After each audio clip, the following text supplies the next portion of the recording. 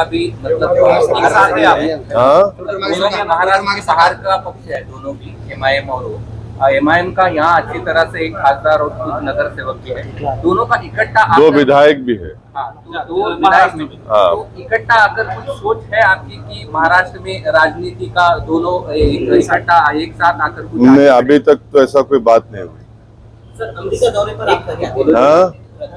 America जो दौरा है उस पर क्या कहना है? प्रधानमंत्री अमेरिका गए, हम भी चाहते हैं कि भारत और अमेरिका के ताल्लुकात में और अच्छा और मजबूत हों, अच्छे हों, और भारत अमेरिका के ताल्लुकात में बेहतरी के लिए H1 जो हमारे वीज़ा है स्टूडेंट का वो ज़्यादा रुका हुआ है, वो जल्दी हल हो। और वहाँ पर जो प्रधानमंत्री हैं तो अमेरिका के एक एक्स प्रेसिडेंट ने एक टीवी को इंटरव्यू देते हुए कहा, ओबामा ने, कि भारत में अल्पसंख्यक समाज मुसलमानों का जिस तरीके से उनको टारगेट किया जा रहा है वो भारत के हित में नहीं है, इससे भारत को नुकसान होगा। तो ये वो बराक ओबामा है जिसको हमारे देश के वजीर आजम प्रधानमंत्री ने वो फेमस सूट पहना था जिस पर उनका नाम लिखा हुआ था, अपने हाथों से चाय पिलाई, और वो खुद आज ये बात कह रहे हैं।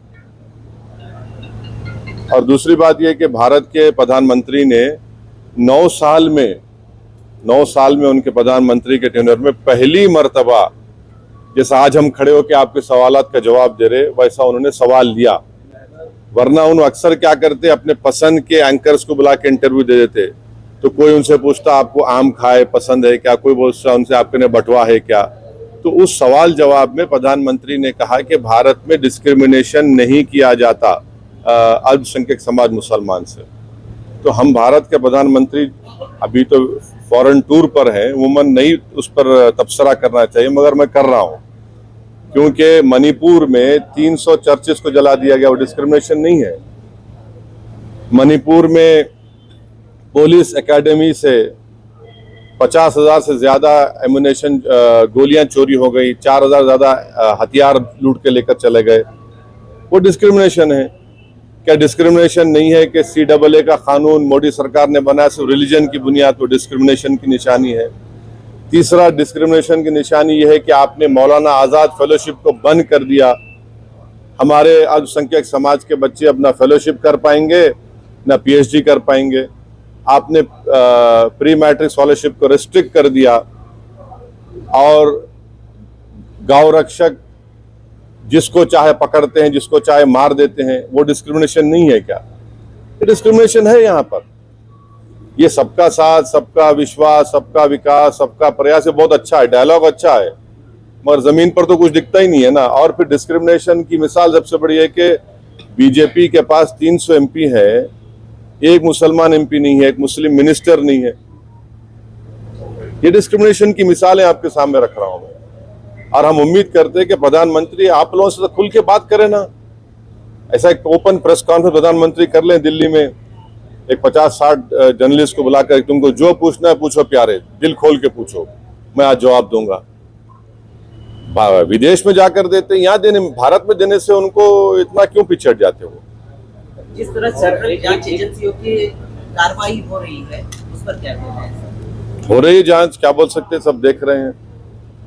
चलिए बस हो गया, हो गया।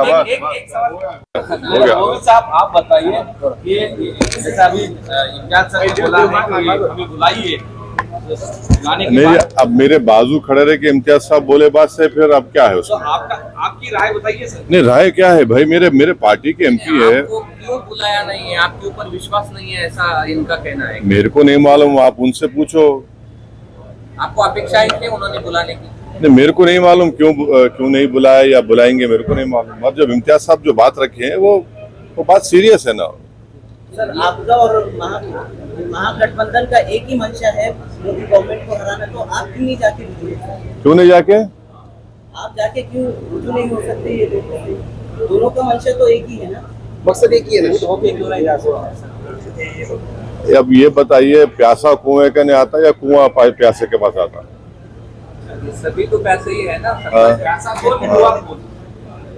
सबसे ज्यादा जब से भाजपा की सरकार बनी है, सबसे ज्यादा अगर किसी को मार्जिनलाइज किया गया, एलिनेट किया गया, सबसे ज़्यादा डिस्क्रिमिनेशन किसी से हुआ तो वो दलित, आदिवासी और मुस्लिम समाज को किया गया। तो आप इसको भी तो देखो। आप आज सबसे ज़्यादा अगर मॉब लिंचिंग होती है, सबसे ज़्यादा अगर किसी के घर तोड़े जाते हैं, झूठे इल्जामात में किसी को उठा दिया जाता है, तो कौन है ये लोग? ये इसी समाज के लोग हैं पूरे। तो इसमें अगर एक आपको बीजेपी को हराने का है तो आपको एक एजेंडा बनाना पड़ेगा। क्या है वो, कैसे आगे बढ़ेंगे आप? सवाल मेरा नहीं है ना, सवाल असदुद्दीन ओवैसी का नहीं है। सवाल ये है कि आप इन चीजों पर गौर करो। आप सर सब अपनी अपनी राय रख रहे हैं, आपकी क्या राय है बीजेपी को हराने के लिए? आपका क्या स्टेटमेंट? जो 21 साल से नहीं हरा है वो यहाँ हरा दिया ना औरंगाबाद की जनता ने। इससे बड़ा एग्जाम्पल क्या होगा आपको? सर, कुछ दिन पहले प्रकाश अम्बेडकर जी औरंगजेब के कब्रगाह पे आए थे और आते हैं उसके बाद भी बहुत बवाल देखिए, हुआ महाराष्ट्र में। एक बात सुनिए, मैं बाड़ा साहब की बहुत इज्जत करता था और करता रहूंगा। वो गए हैं। अब उसका और सब्सटेंशिएशन बाड़ा साहब खुद कर सकते हैं। वो खुद कर सकते हो, काबिल हैं अपनी बात रखने के लिए। पिछले कुछ दिन से महाराष्ट्र में इसी मुद्दे पर लेकर राजनीति चल रही है। कोल्हापुर या संगमनेर इस जगह जो घटना घटी है, अभी ये मुद्दा सामने इलेक्शन के सामने ज्यादा आने नहीं, देखिए हमारा बोलना ये है कि आप जो है जैसा अनलॉफुल एक्टिविटीज प्रिवेंशन एक्ट का एक शेड्यूल है, उस शेड्यूल में 44 ऑर्गेनाइजेशन बैन है। तो हम इन तमाम लोगों से अपील कर रहे हैं कि भैया आप सत्ता में हैं, आप लोग फोटोज की भी एक लिस्ट बना दो। ये फोटो जो रखेगा उसको जेल को भिजा देंगे यूएपीए में। फोटो की लिस्ट बना दो आप, अच्छा रहता ना। ये फोटो नहीं रखना चाहिए, गोडसे की रख सकते, आपटे की रख सकते, मगर इनकी नहीं रख सकते या इनके रख सकते। आप एक फोटो की लिस्ट बना दो, अच्छा है ना। लिस्ट बना दो, उसको बोलो जो एक फोटो रखेगा उसको हम यूएपीए में डाल देंगे। क्या बोल सकते?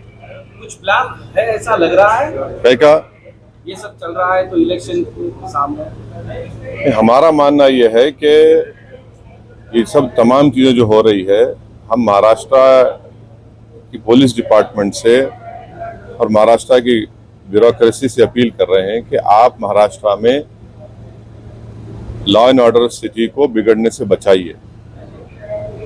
पॉलिटिकल पार्टी सत्ता में आएंगे, चले जाएंगे, मगर लॉ एंड ऑर्डर बरकरार रहना चाहिए। जो डेलिब्रेट तरीके से इस तरह से हरकतें की जा रही हैं वो ठीक नहीं है महाराष्ट्र के लिए। सर, तुम्हारे मित्र केसीआर बीआरएस में आने के लिए महाराष्ट्र में बीजेपी और कुछ बड़े नेताओं को ऑफर कर रहे हैं। अभी नाम आया है कि पंकजा मुंडे जो बीजेपी सीनियर लीडर है, उनको भी आइए, हम आपको मुख्यमंत्री का उम्मीदवार बनाएंगे, ऐसे ऑफर है। नहीं, पंकजा मुंडे को तो 2 साल पहले इम्तियाज साहब बोले थे। 2 साल पहले बोले थे उनको, वो समझ रहे नहीं उन्होंने। 2 साल पहले इम्तियाज साहब जो है, अब बाज लोग जो है हवा को सूंघ के बोलते बारिश हो रही। इम्तियाज साहब पहले ही बोल दिए देखो ऐसा होने वाला है। 2 साल पहले ही इम्तियाज साहब बोले थे उनको। आप खुद कैरी कर रहे थे ना उसको। अब वो उनको सोचना चाहिए। अब कोई भी अपनी पार्टी को आगे बढ़ा सकता है, ये तो उनका डेमोक्रेटिक राइट है। क्या आप भी बुलाएंगे सीएम के उम्मीदवार बोलते उनका नाम? किनको? पंकजा। अरे भाई 2 साल पहले इम्तियाज साहब उनको बोल चुके हैं ना। 2 साल से इम्तियाज साहब उनको बोल रहे हैं कि समझो बात को। मिले भी ना आप उनसे एक मर्तबा, मिलके भी बात किए। अच्छा, मिलने के बाद कुछ अब वो डिटेल ये बोलेंगे। जो हज के लिए गए हैं उन्हें काफी सारी परेशानी हो रही है, नहीं, मरकजी हुकूमत इसे नजरअंदाज कर रही है। बिल्कुल, हज कमेटी के इंतजामात बहुत बदतरीन हुए हैं। हज कमेटी के इंतजामात सबसे खराब हुए हैं और ऐसा कभी माजी में ऐसा कभी नहीं हुआ है कि हाजी जाकर परेशान है और हाजी की लिफ्ट जिस होटल में या जिस बिल्डिंग में खड़ा गया, लिफ्ट गिर जाती है और दूर दूर खड़ा कर दिया गया।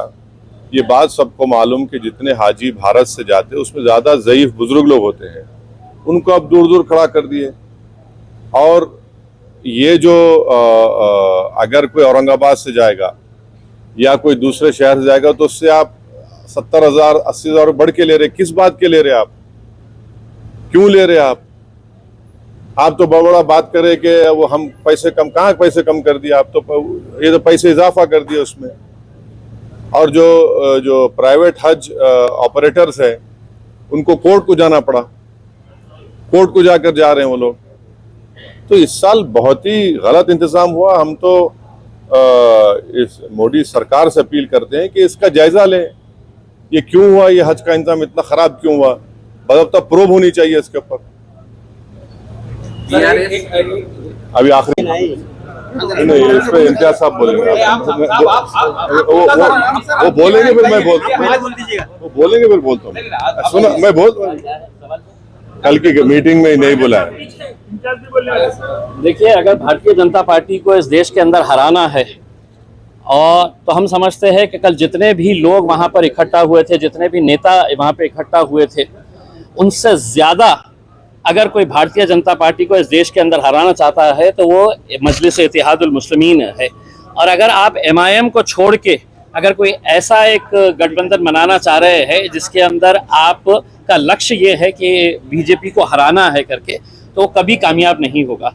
तो हम तो ये चाह रहे हैं कि भारतीय जनता पार्टी को हराने के लिए आप हमें क्यों नज़रअंदाज कर रहे हैं। अगर आप ये मानते हैं, आपको मालूम है अच्छी तरीके से कि एक बहुत बड़ा तबका जो है वो बैरिस्टर असदुद्दीन अवैसी साहब को मानने वाला है, कई राज्यों के अंदर मानने वाला है, तो आप इन्हें नज़रअंदाज करके कहीं ना कहीं आप अपने उस मकसद को कमज़ोर कर रहे हैं। आप बुलाइए हमें, हम आने के लिए तैयार है।